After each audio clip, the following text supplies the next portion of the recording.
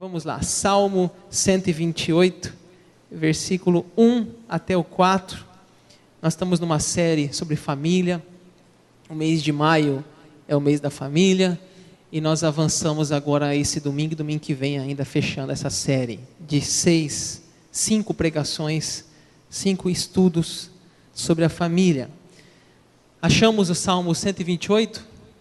Diz assim a palavra de Deus: bem-aventurado aquele que teme ao Senhor e anda nos seus caminhos.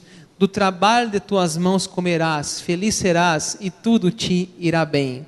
Tua esposa no interior de tua casa será como a videira frutífera, teus filhos como rebentos da oliveira, à roda da tua mesa.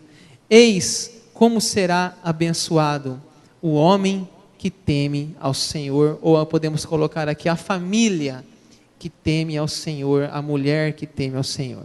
Então, qual é o tema de hoje, pessoal? Vamos ler lá? Filhos crescendo. Então, nós já falamos, por exemplo, é uma série da família, para aqueles que estão nos visitando hoje. Nós já falamos que tudo começa no namoro, né? A importância de começar certo, né? De conhecer uma pessoa, ter um bom relacionamento no namoro. Depois a gente falou sobre a decisão do casamento. Diz que o primeiro ano do casamento, né, o ano mais difícil, ainda ajustes, adaptações. Depois nós falamos semana passada da chegada dos filhos, né, filhos pequenos, a gravidez, né, as dificuldades aí, as boas lembranças, os desafios daquele choro noturno, a mãe que tem que se dedicar às vezes muito mais, a importância o papel do pai nesse momento, enfim, falamos muita coisa, não dá para falar tudo de novo agora. E continuando nessa série, hoje nós chegamos então quando os filhos crescem, né? Eles estavam na barriga e assim eles foram crescendo e já vão entrando na faculdade e assim por diante. O Salmo 127 e o Salmo 128, eles são chamados o Salmo da família, né? Semana passada a gente falou do Salmo 127, hoje o tema é o Salmo 128. E se você perceber aí esse salmo, ele mostra as fases, né? Por exemplo, o Salmo 127 está do lado da sua, está no mesmo, talvez na mesma página da sua Bíblia aí. O Salmo 127 fala assim: se o Senhor não edificar a casa, né? Então aquele casal começando a sua casa, né? A bênção de Deus, né? Depois os filhos pequenos, versículo 3 do Salmo 127 fala: herança do Senhor são os filhos. Agora nasceu o filho daquele casal, é uma outra fase. Aí o Salmo 127, versículo 4, 5 fala que eles são como flechas na mão do guerreiro, né? Ou seja, eles vão crescendo, eles vão defender os pais, né? Imagine lá, tem uma briga lá, porque a cerca está mais para cá, ou está mais para lá. Naquela época, muita questão da agricultura ainda, né? O campo. Aí vem discutir com o pai: por que você colocou a cerca mais para cá? Ou por que você invadiu a minha terra? E vem um filhão lá, né, 2 metros de altura, um parre grandão, assim: quem está falando com meu pai aí, né? Então, os filhos da mocidade, né? Diz aí o Salmo 127, não vai se envergonhar quando pleitear com os inimigos à porta.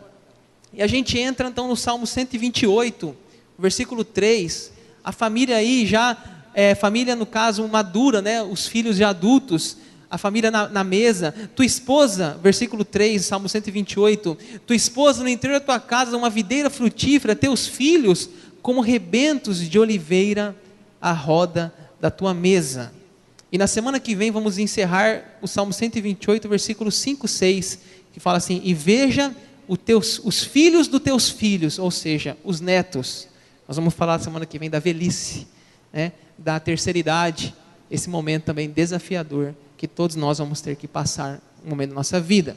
Então, o tema é em torno desse assunto hoje. Hoje nós vamos trabalhar especificamente na questão do crescimento dos filhos, né? Então vamos falar da vida escolar, né? O filhinho está na barriga da mãe, como falamos semana passada. Aí ele nasce, ele ainda está no colo, como tem muitas mamães aqui que tem filho no colo ainda, e ainda ele não vai para nenhum lugar fora o pai e a mãe. Só que chega um momento que, talvez aí 4 anos, 5 anos, começa a vida escolar, né? Não sei você, mamãe, que já passou por essa fase, aquele primeiro dia da aula, né? Que você tem que levar a sua criança no primeiro dia da escola, né? Que você não sabe se fica lá com ela, você vai embora, você fica chorando lá na frente da escola, né? Aquele primeiro luto, né? Aí chegar lá e entregar aquela preciosidade na mão da professora e dizer assim, meio-dia eu venho buscar, né? Ou 5 da tarde. Então, é esse momento de começo do desapego, né? Até mesmo é natural essa sentimento às vezes de tristeza, né? Deixando a criança na escola, né? Ficando longe dela no começo, o primeiro dia, né? Mas a vida é assim, ela tem que crescer, os filhos têm que voar, né? E eu quero também falar aqui sobre a mulher, né? A mulher, muitas vezes, ela abre mão, às vezes, da sua carreira, né? Ela abre mão dos seus estudos para dedicar ao filho, né? Tem até uma poesia que fala assim, eu sou mãe, eu sou mulher, eu sou filha, eu sou o despertador, eu sou a cozinheira, eu sou a empregada doméstica, eu sou a professora, eu sou o garçom, eu sou a babá, sou a enfermeira, sou a trabalhadora braçal, eu sou agente de segurança, eu sou conselheira, eu sou o edredom, eu não tenho feriados, eu não tenho licença médica, eu não tenho folga, eu trabalho dia e noite, estou de plantão o tempo todo, não recebo salário, e ainda escuto a frase, o que você faz o dia inteiro? Eu sou mãe, né? Eu sou mãe. Então, essa crise de identidade da mulher, a pressão da sociedade, e aí? Você não vai fazer um mestrado? Você não vai fazer um doutorado? E seu concurso? Mas você é mãe. É um papel tão fundamental na vida de uma criança, né? A educação, o exemplo, o cuidado, a companhia dos pais, o exemplo, o relacionamento, né? E gente, assim, é triste porque a gente às vezes hoje deveríamos ter os nossos governantes, nossos homens da lei, deveriam incentivar mais o trabalho de meio período para as mães, né?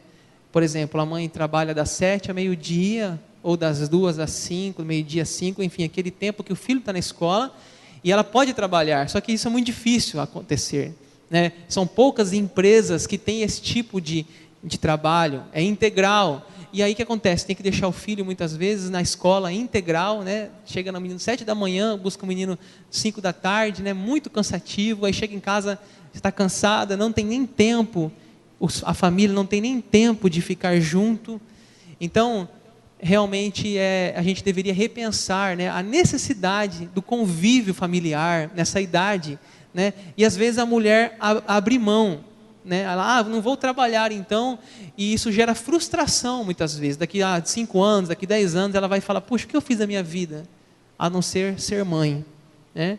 Então realmente são coisas que a gente precisa, os homens, os maridos, têm que estar atentos e incentivar as suas esposas, né, a retornar ao mercado de trabalho, a estudar, a não ficar só cuidando dos filhos, porque, gente, os filhos vão crescer, os filhos vão embora e a mãe continua, né?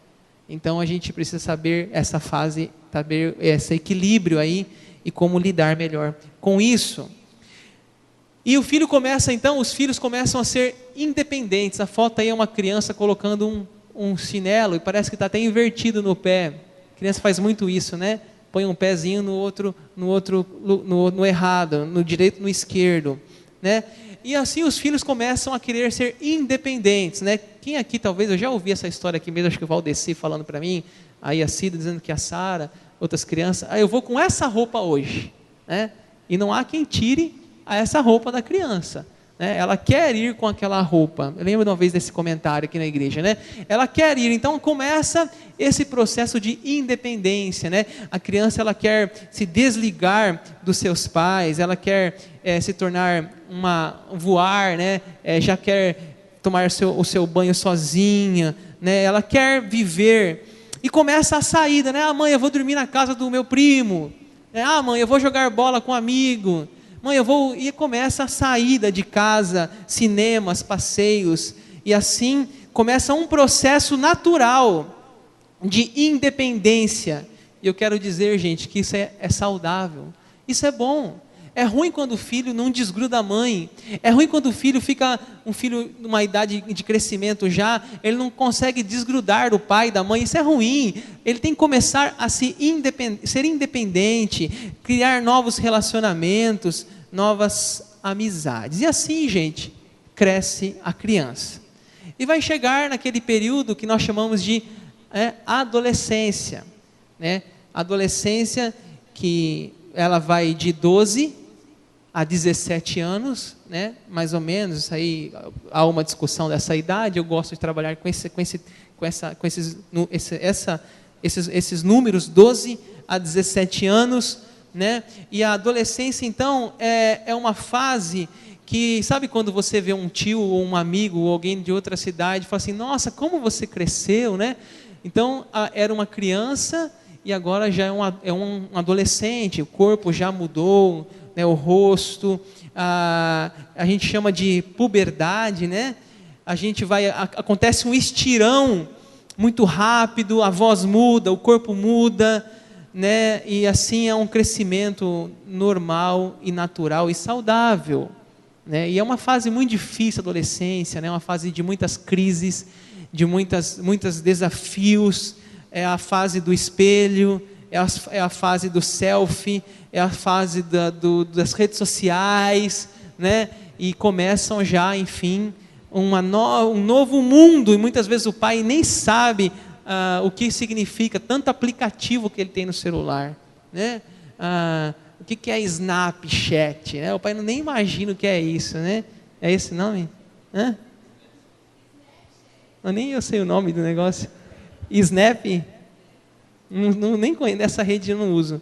Então, começa um novo mundo, novas redes sociais, novas amizades, né? E é um tempo desafiador, né? Drogas, né? Cigarro, maconha, álcool, festas, né? Escola, companhias, amizades, relacionamento com o corpo, né? A menina olha no espelho, está tão magra, ela está gorda, né? Anorexia, bulimia, problemas nessa área. Então, assim, muito complicado a adolescência, por isso é tão importante ter os filhos da igreja na adolescência, né? Porque não é fácil esse momento que eles estão passando de identidade.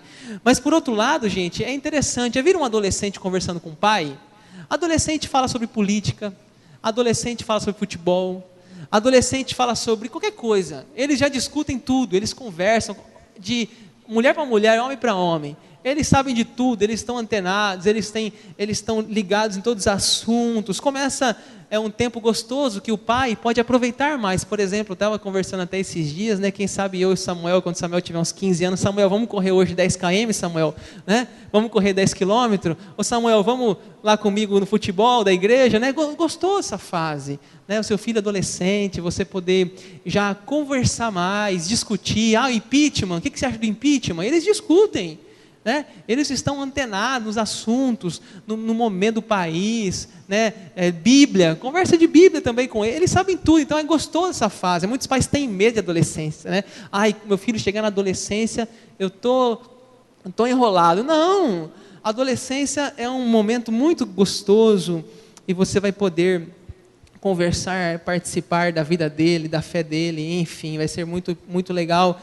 Eu penso assim, essa fase na vida dos nossos filhos, quem não chegou ainda, né? Agora eu quero falar uma coisa para vocês aqui, gente.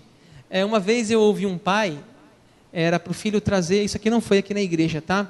Foi um líder de jovens que me contou isso. Diz que ele pediu para cada adolescente levar uma Coca-Cola na igreja. E o pai reclamou. O pai falou assim, todo dia tem que levar uma Coca-Cola, né? Aí eu pergunto, né? Poxa, né? Quantos pais que os filhos não estão na igreja e sonhavam em poder que o filho levasse uma Coca-Cola para a igreja, né? Hoje esses filhos estão fora da igreja, estão indo para a balada, pagando R$50 no ingresso, chegando de madrugada, e o filho levou uma coca para a célula e o pai reclamou. Não foi aqui na igreja essa história. Ou seja, não reclame de levar o seu filho na célula, não reclame de pagar R$15, R$20 para ele no acampamento, sabe? Incentive, põe a gasolina e leve, porque olha gente, a hora é essa, né? O momento é esse, deles se firmarem na fé, deles fazerem amigos na igreja. Se eles fizerem amigos na igreja, esses amigos vão seguir na juventude, vão ser boas companhias, vão seguir na vida adulta, com certeza. Pode acreditar no que eu estou dizendo para você. Então não reclame de ter que levar um salgado, um lanche, um refrigerante, não apoie, combustível ponha, leve, incentive esse menino que quer ir na igreja. Olha, essa frase eu acho muito linda, eu gostaria de ler com vocês. Vamos lá? Não basta ter filhos brilhantes e bem-sucedidos. É preciso ter filhos salvos e consagrados a Deus. Vamos ler de novo? Não basta ter filhos brilhantes e bem-sucedidos. É preciso ter filhos salvos e consagrados a Deus, né? Então, com certeza, vale a pena investir nossos filhos, né? Vai ter aí, a noite do pijama, vai ter aí o madrugadão para o madrugadão adolescentes, vai ter o acampa dentro dos juniores. Então incentive, né? Leve, deixe ele fazer amizade, deixe ele gostar da igreja, né? É claro que depois de um mês vão ter que pintar o salão, porque eles vão meter o pé na parede, vão meter as mãos, mas a gente pinta, mas deixa eles aí, né? Então vamos incentivá-los, vamos amar essas crianças aqui na igreja, que eles cresçam e eles tenham espaço aqui dentro. Aí vem a faculdade, né? Talvez tenha algum pai aqui que tenha filhos já na faculdade, né? Gente, sabe quanto que custa um filho até chegar na faculdade? Em torno de 500 mil a R$1 milhão. Um filho tem esse custo. Ah, pastor, você quer ver? Imagine o celular dele, todo mês você paga, multiplica isso por tantos meses, tantos anos. Imagine a alimentação que você gastou, ou a creche, a escola, a universidade, o curso de inglês, de informática, Kumon, curso de futebol. Imagine o material didático que você usou, imagine o transporte, mesada. Ponha isso no papel, academia, cinema, festas, presentes, viagens, plano de saúde, farmácia, médicos, dentistas. Ponha isso tudo no papel, roupas. Eu falo com o Samuel lá em casa, é um chinelo por mês, gente. Eu nunca vi um moleque para rasgar tanto chinelo, que ele corre tanto, que chinelo não aguenta. É o pé de chumbo. Eu vou me associando lá naquelas lojas lá de chinelo. Aí brinquedos, informática, tablet, videogame. Gente, põe no papel tudo isso vezes 12 e vezes 15 anos, 20 anos. Gente, é dinheiro demais. Um filho sai em torno de R$1 milhão. Se você, imagine, você tem 3 filhos aqui, você tem um patrimônio já, você tem 3 milhões. E se for mulher, é mais caro ainda, porque mulher é pintar a unha, tem que combinar o anel com o sapato, com o cinto, não sei o quê. Gente, filho custa caro. Filho custa caro. Aí o pastor Paulinho, ele fala assim, sabe o que é o pior? Aí você investe R$1 milhão no seu filho. Aí no dia que ele forma, ele chega assim, ele vai, primeiro trabalho dele, primeiro salário dele, ele fala assim, pai, vou casar e vou pagar agora a conta de luz da minha casa. Ou seja, ele nunca pagou um centavo na sua casa. Assim são os filhos. Agora, isso aí é claro que é normal, é um investimento. A Bíblia fala que os filhos são presentes, são herança. A gente faz isso sem perceber. Talvez se a gente não fizesse, a gente gastava com outras coisas. Mas o certo é que o triste é quando essa época da vida deles, na faculdade, quando eles se afastam de Deus. Não sei se você sabe, mas a universidade é um momento muito difícil para os jovens. É um momento de muita festa, de muitos convites. Você já passou em frente de uma faculdade? Como que tem bar em frente da faculdade? Jogo de sinuca, mesa de bar. Como tem essas coisas ali perto? né? Shows, festas. Você vê nessas festas, aí eu lembro na faculdade, quando eu fazia psicologia lá na Unic em Cuiabá, eu me lembro de um estudante de medicina, que foi numa festa da faculdade, e aí alguém falou assim, aquele primeiro que chegar na piscina vai ganhar um engradado de cerveja. A piscina era infantil, gente, porque eles nem fazem festa com piscina funda. E esse menino saiu correndo, primeiro ano da faculdade de medicina, entrou na piscina e não saía da piscina mais. Isso foi real, aconteceu em Cuiabá, na Unic. E a turma perguntava, cadê o menino, o que foi? E o menino morreu numa piscina de criança, infantil. Morreu. Coma alcoólico, dentro da piscina. Então, não é brincadeira. Você imagine, você pai, você educou a vida inteira, você ensinou, você manda um menino para fazer medicina, você paga lá um valor, na época nem tinha esse negócio que está tão fácil hoje aí, FIES, na época nem tinha isso, era muito difícil fazer um financiamento. Você pagava 4, 5 mil só de mensalidade de medicina, mais kitnet, mais alimentação, e receber a notícia, seu filho morreu numa piscina infantil. É muito sério a faculdade, é muito sério. A gente precisa orar muito pelos filhos que estão na faculdade, orar para que eles se mantenham puros, consagrados, firmes na igreja, evangelizando dentro da universidade. E eu recebi uma notícia ontem mesmo, no Facebook, de um trabalho que eu comecei a realizar em 2005, nós estamos em 2016, na Unic. Quando eu cheguei na faculdade, em 2005, eu fiz uma oração. Era uma música que dizia assim, se não for para te adorar, para que nasci? Se não for para te servir, porque eu estou aqui. Eu fiz essa oração no meu primeiro semestre de psicologia. Eu falei, Deus, eu quero fazer diferença nessa universidade. E nós começamos um trabalho lá de evangelização, mantemos esse trabalho durante 5 anos no curso, e esse trabalho até hoje acontece na Unic de evangelização. Já passou líderes, passou pessoas, outras pessoas foram chegando, e agora a postagem que eu recebi ontem de um amigo falando, eu estou entregando a liderança que o pastor Daniel iniciou há 11 anos atrás, estou indo para o internato do curso de medicina, estou entregando essa liderança para alguém que não sei quem é ainda, porque tinha acho que 4, 5 pessoas na reunião, mas eu estou entregando e peço que Deus, ele fala, peço oração pela reunião bíblica para que ela não acabe. Não acabe. Então, gente, olha, quem sabe nós temos jovens aqui, começar evangelismos dentro da universidade, células dentro da universidade, é tão carente aquele lugar, precisa tanto de Jesus, né?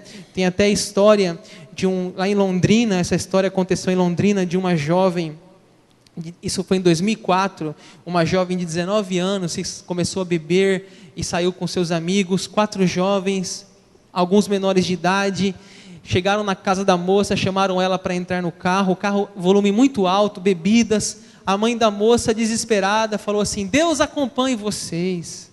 E a moça respondeu, só se Deus for no porta-malas, porque o carro está lotado. Houve um acidente, esse carro em alta velocidade, perdeu o controle e veio falecer 5 pessoas que estavam no carro. Havia bebidas dentro do carro, e a perícia técnica, os bombeiros chegaram no local, o carro destruído, descobriram algo interessante, ficaram assustados. Havia dentro do porta-malas uma bandeja de ovos. Deus vai no porta-malas. Então, realmente, é um momento muito difícil. Por isso, a gente tem que orar muito pelos filhos da igreja, pelos jovens, adolescentes que vão entrar em faculdade, para que eles entreguem a sua juventude para Cristo. Vamos falar o que está lá no Data Show? Minha juventude para Cristo. Olha, a Bíblia está repleta de jovens, adolescentes, que influenciaram a sua geração. Não sei se você sabe, mas Davi, quando foi ungido por Samuel, não tinha nem 20 anos de idade, gente. Daniel, quando foi levado por Nabucodonosor, ainda é um adolescente. Josias começou a reinar com 8 anos, e a mãe de Jesus, Maria, engravidou do menino Jesus de forma milagrosa pelo Espírito Santo, ainda adolescente, 16 anos. Olha, Deus pode fazer coisas lindas através dos jovens, né? O nosso Charles Spurgeon, um dos grandes pregadores que marcaram a história na Inglaterra, com 20 anos, ele pregava 20 anos. Ele pregava a palavra de Deus, 20 anos. Então, gente, não tem desculpa para servir a Deus. Então, chega o momento do casamento dos filhos, né? Um dia você pai, você mãe, os filhos formaram na faculdade, e os filhos vão chegar e vão falar assim para você: pai, vou me casar. Ou vai vir lá o seu genro na sua casa, quer conversar com você. Eu fico imaginando, se eu tiver uma filha mulher, o dia que o meu genro ir falar comigo, pedir em casamento, né? Eu vou fazer uma brincadeira com ele, né? Eu vou fazer um de bravo, né? E o cara fica tremendo de medo, gente. Eu lembro o dia que eu fui pedir a mão da Bel em casamento, eu fui falar com o meu sogro, eu estava morrendo de medo, né? Cheguei lá: ô doutor, senhor, vossa senhoria, o senhor permite eu me casar com a digníssima filha?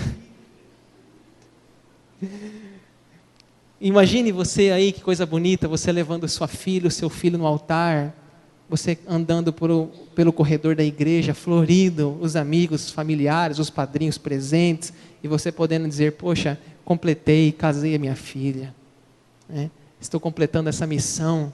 E olha que frase bonita que está lá, não sei se você consegue ler, diz assim: pai, hoje uma noiva, amanhã uma esposa, mas sempre sua filha. Obrigada por tudo, amo você. Eu fico imaginando o Washington, no dia do casamento da Thalita e da Neise. Vai chorar esse homem, gente. Eu vou ter que levar 2 lenços para ele no altar. Ela enxuga aí, Washington.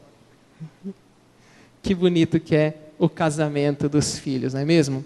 E, gente, olha, o ninho vazio, né?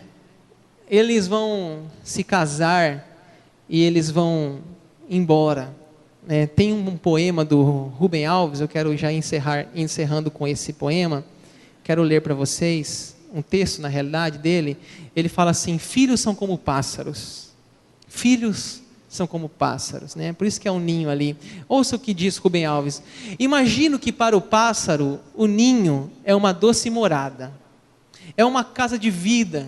Continua a envolver o pássaro que sai do ovo. Era isso que eu queria ser. Eu queria ser ninho para os meus filhos pequenos. Que felicidade enche o coração de um pai quando o filho que ele tem no colo adormece. Adormecida a criança diz: tudo está bem, não tenho medo. Mas logo aquele pequeno pássaro começa a ensaiar seus voos incertos.